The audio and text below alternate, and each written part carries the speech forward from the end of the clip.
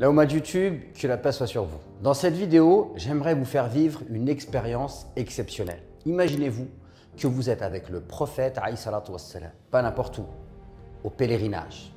Et pas à n'importe quel moment du pèlerinage. Lors du jour de Arafat, lorsque tous les pèlerins sont réunis devant le mont Arafat. Et vous savez que lorsque tout le monde est au mont Arafat, eh bien, il y a le sermon de Arafat. Et il s'avère que le prophète a fait son dernier sermon le jour de Arafat. On dit qu'à peu près 2 mois après, il va décéder. Donc si vous avez envie d'écouter ces dernières paroles du prophète et de pouvoir en tirer quelques enseignements, restez avec moi.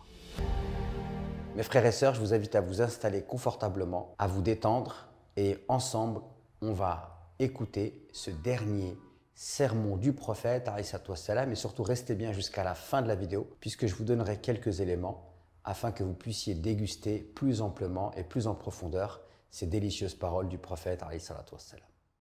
Ô peuple, prêtez-moi une oreille attentive, car je ne sais pas si je serai encore parmi vous l'an prochain. Alors écoutez ce que je dis avec beaucoup d'attention et transmettez ces mots à ceux qui ne pouvaient être présents aujourd'hui. Ô peuple, tout comme vous considérez ce mois, ce jour, cette cité sacrée, considérez aussi la vie et la propriété de tout musulman comme sacrée. Rendez les biens qu'on vous a prêtés à leurs propriétaires de droit. Ne faites de mal à personne de façon à ce qu'on ne vous fasse pas de mal.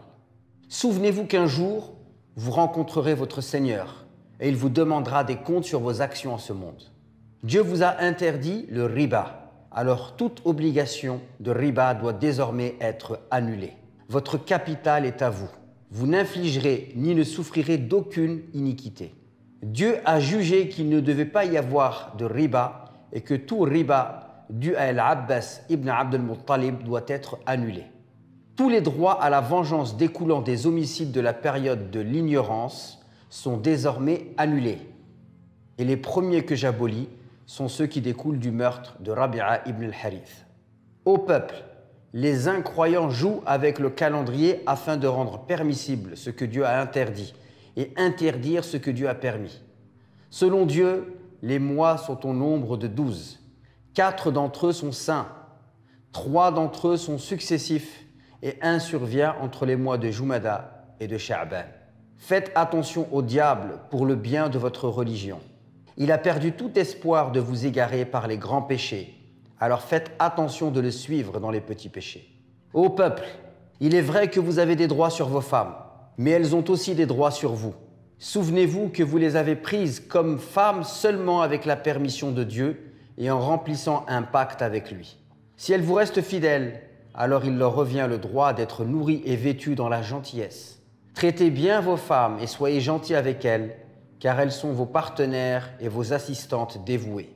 Et c'est votre droit qu'elles ne fréquentent pas des gens que vous n'approuvez pas, ainsi que de ne jamais être infidèles. Ô peuple, écoutez-moi avec sincérité, adorez Dieu, accomplissez vos 5 prières quotidiennes, jeûnez pendant le mois du Ramadan et donnez de votre bien en zakat. Faites le hajj si vous le pouvez. Toute l'humanité descend d'Adam et Ève. Un arabe n'est pas supérieur à un non-arabe et un non-arabe n'est pas supérieur à un arabe. Un blanc n'est pas supérieur à un noir et un noir n'est pas supérieur à un blanc, seulement par la taqwa et la bonne action. Sachez que chaque musulman est le frère de chaque musulman et que les musulmans constituent une fraternité. Le bien d'autrui n'est pas légitime pour un musulman, excepté celui que son frère lui donne de plein gré. Alors ne vous faites pas d'injustice à vous-même. Souvenez-vous qu'un jour, vous rencontrerez Dieu et répondrez pour vos actions en ce monde. Alors faites attention, ne vous égarez pas du chemin de la taqwa après mon départ. Ô peuple, aucun prophète ou messager ne viendra après moi et aucune nouvelle croyance ne naîtra.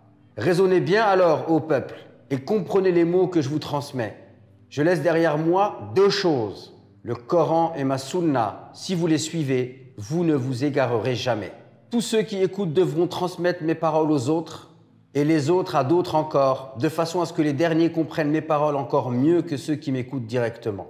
Sois témoin, ô Dieu, que j'ai transmis ton message à ton peuple. Alors personnellement, je trouve ce dernier sermon exceptionnel. Il me touche beaucoup. Et pour moi, en fait, il y a plein de choses qui me viennent à l'esprit. Il y a plein de choses que je ressens dans mon cœur. Tout d'abord, c'est les valeurs qui sont portées par ce discours du prophète.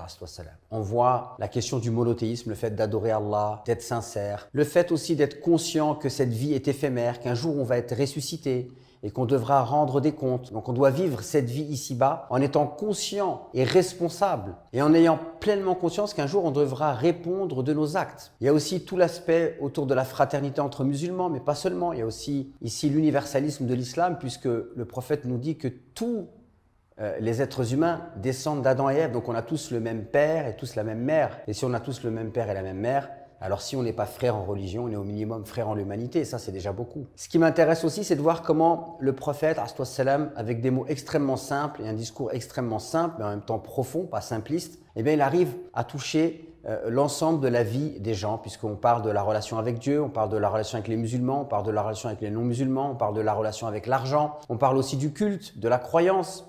Donc voilà, ce sermon est extrêmement riche, extrêmement profond de par les valeurs qu'il porte. Et quelque part, ça symbolise pour moi pleinement à la fois la haute moralité de notre prophète Mohammed sallallahu alayhi wa sallam, mais également des valeurs universelles qui sont prônées par l'islam. Ce que je trouve très intéressant aussi du point de vue pédagogique, c'est que le prophète y montre l'exemple. Par exemple, quand il dit que le riba que son oncle aurait pu encaisser, en fait, il l'annule. Donc il est juste et il commence par sa propre famille, parce que Al-Abbas, c'est son oncle. Ce qui me plaît aussi énormément dans la pédagogie prophétique, c'est la manière dont il souhaite responsabiliser son auditoire. Il ne les infantilise pas, il les invite à se responsabiliser. Ce que je trouve aussi extraordinaire dans ce discours, c'est le fait qu'il invite au pardon. Voilà, on annule les dettes qui vont engendrer du riba. Et aussi le fait qu'il cherche à arrêter le cercle de la violence par la vengeance, puisqu'il invite les gens à arrêter toute envie de violence qui serait liée à l'époque de l'ignorance. En gros, on sort une page blanche et on recommence de zéro. Ce que je trouve grandement exceptionnel dans le sermon du prophète, c'est qu'en fait, il y a un certain nombre d'éléments qui sont toujours valables aujourd'hui. La question du racisme, elle est évoquée dans ce sermon et en fait, on voit que c'est encore un problème aujourd'hui, en 2021, le racisme. Et le racisme, il est partout. Je ne parle pas que du racisme en France, mais le racisme partout. Le racisme des Arabes envers les Noirs, le racisme des Noirs envers les Blancs, par exemple, le racisme des Blancs envers les Arabes et les Noirs. Enfin, le racisme, on le retrouve partout. Et c'est une maladie humaine. Et déjà à l'époque, le prophète cherche à lutter contre ce racisme. Il y a aussi tout ce qui relève de la pauvreté et du fait d'inviter les gens à mieux redistribuer les richesses. Et on voit comment le prophète a voulu arrêter cette histoire de riba. Pour comprendre le riba auquel fait référence le prophète, j'ai fait une vidéo sur ma chaîne YouTube que vous pouvez retrouver ici. On peut voir aussi comment le prophète insiste sur la sacralité de la vie. Et vous pouvez voir qu'aujourd'hui encore, c'est un problème. Donc on peut s'apercevoir que ce sermon a certes été prononcé il y a plus de 14 siècles, et pourtant, les valeurs qu'il prône et les problèmes qu'il essaye de résoudre sont toujours d'actualité. Je vous invite à partager cette vidéo, à me dire en commentaire vous aussi qu'est-ce qui vous plaît dans ce dernier sermon du prophète, et je vous dis à très vite pour de nouvelles vidéos.